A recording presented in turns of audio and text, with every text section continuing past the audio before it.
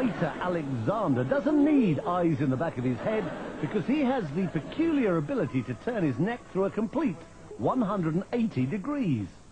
Normally the muscles and the vertebrae in the neck prevent that happening, but because of a peculiarity in his spine, Alexander has confounded orthopedic specialists for years.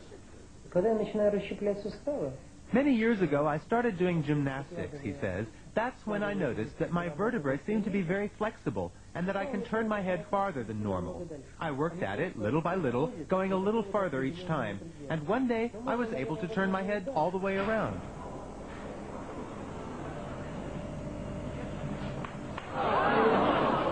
Despite the somewhat unsettling crunching of bones, Alexander claims to feel no pain, which is more than can be said for the people sitting behind him on a bus.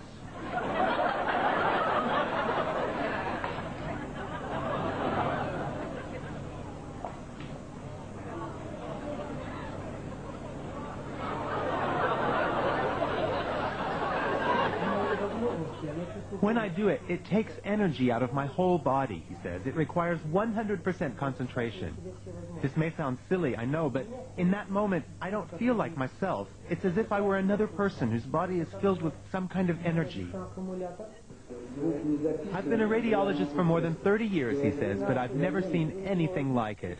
Alexander is extremely flexible, no doubt about it. However, I suspect that it's a congenital ability. It's not something anyone could learn or train for. On the contrary, if someone else were to try it, they would surely break their neck. For me, it's absolutely normal and doesn't hurt at all.